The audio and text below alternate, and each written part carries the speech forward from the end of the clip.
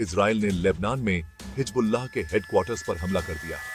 इस हमले में कई इमारतें ध्वस्त हो गईं और पूरे इलाके में अफरा तफरी मच गई। इस हमले में Hezbollah leader Syed Hassan Nasrallah को मारने की कोशिश की गई। नसरल्लाह हिजबुल्लाह के सबसे प्रमुख और प्रभावशाली नेता माने जाते हैं। यह हमला इजराइल और हिजबुल्लाह के बीच बहुत समय से चले आ रहे झगड़े में एक नया मोड़ है। दोनों पक्षों के बीच तनाव और हिंसा की घटनाएं लगातार बढ़ती जा रही हैं। इजरायली प्रधानमंत्री बेंजामिन नेतन्याहू के यूनाइटेड नेशंस में भाषण के बाद यह हमला हुआ। नेतन्याहू ने अपने भाषण में हिजबुल्लाह को एक बड़ा खतरा बताया था। खबरों में आया है कि नसरल्लाह मारे गए हैं।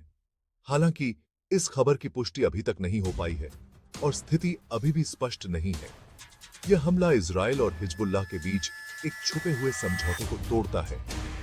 इस समझौते के तहत दोनों पक्षों ने एक दूसरे के प्रमुख नेताओं पर हमला नहीं करने का वादा किया था। पहले इजराइल हिजबुल्लाह के बड़े नेताओं पर हमला नहीं करता था, लेकिन इस हमले ने इस नीति को बदल दिया है। इस हरकत से ईरान और दूसरे देश भी इस लड़ाई में कूद सकते हैं। इससे पूरे मध्य पूर्व में तनाव और बढ़ सकता है। यह हमला शांति की कोशिशों को भी कमजोर कर सकता है। दोनों देशों के बीच शांति वार्ता पर इसका गहरा असर पड़ सकता है। यह एक नाजुक सिचुएशन है जिसके बहुत बुरे रिजल्ट्स हो सकते हैं। अंतर्राष्ट्रीय समुदाय को इस स्थिति पर ध्यान देना होगा। अमेरिका ने इजराइल के इस कदम पर चिंता जताई है। अमेरिका का कहना है कि इससे एरिया में तनाव और बढ़ सकता है। ईरान ने इजराइल को चेतावनी दी है कि अगर कोई हमला हुआ तो उसका मुंह तोड़ जवाब दिया जाएगा। यह घटना पहले से ही खराब माहौल को और खराब कर सकती है। इससे एक बहुत बड़ी लड़ाई का डर पैदा हो गया है। इजराइल ने लेबनान की राजधानी बेरूत में कई हवाई हमले किए हैं। इन हमलों ने पूरे शहर को हिलाकर रख दिया है और लोगों में दहशत फैला दी है। इन हमलों में हिजबुल्लाह के ठिकानों को निशाना बनाया गया है।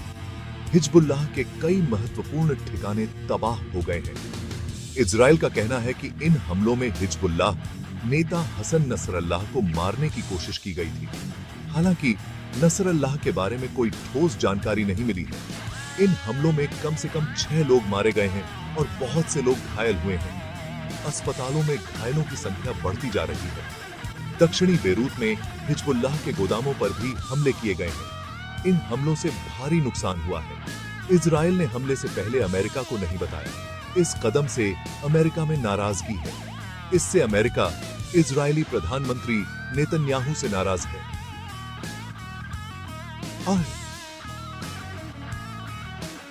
दोनों देशों के बीच तनाव बढ़ गया है। 1 लाख से ज्यादा लोग बेघर हो गए हैं।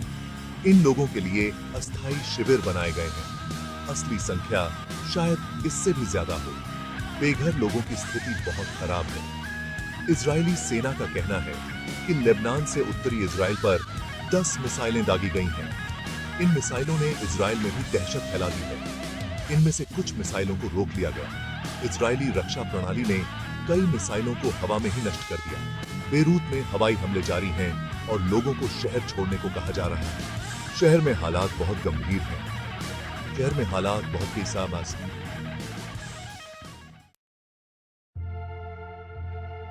ईरान, हिजबुल्लाह और इजराइल। आगे क्या? हिजबुल्लाह ने इजराइल पर पलटवार करने की कसम खाई है। ईरान हिजबुल्लाह का सबसे बड़ा साथी है। ईरान इजराइल के खिलाफ सख्त कदम उठा सकता है। इजराइल हिजबुल्लाह को कमजोर करने के लिए अपने हमले जारी रखेगा। दुनिया भर के देशों ने सबसे शांति बनाए रखने की अपील की है, लेकिन इस बात का डर है कि यह झगड़ा एक बहुत बड़ी लड़ाई में बदल सकता है। इससे पूरे एरिया पर बहुत बुरा असर पड़ेगा। इजराइल और हिजबुल्लाह के बीच बढ़ता तनाव पूरे मध्य पूर्व के लिए एक बहुत बड़ा खतरा है। यह तनाव न केवल इन दोनों देशों को प्रभावित कर रहा है, बल्कि पूरे क्षेत्र की स्थिरता को भी खतरे में डाल रहा है। लेबनान में युद्ध छिड़ने का खतरा है।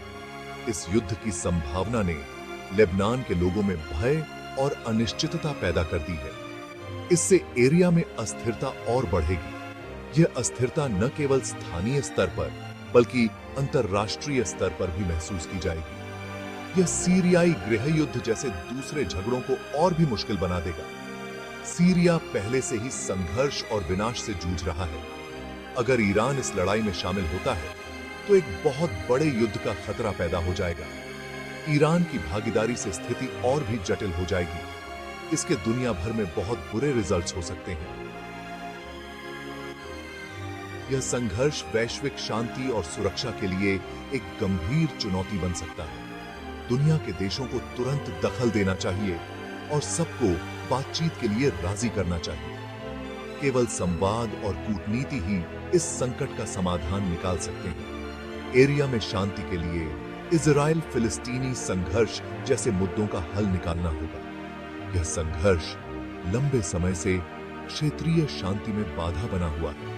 अगर ऐसा नहीं हुआ तो हिंसा का यह दौर चलता रहेगा और बहुत से बेगुनाह लोग मारे जाएंगे। यह मानवता के लिए एक बड़ी त्रासदी होगी।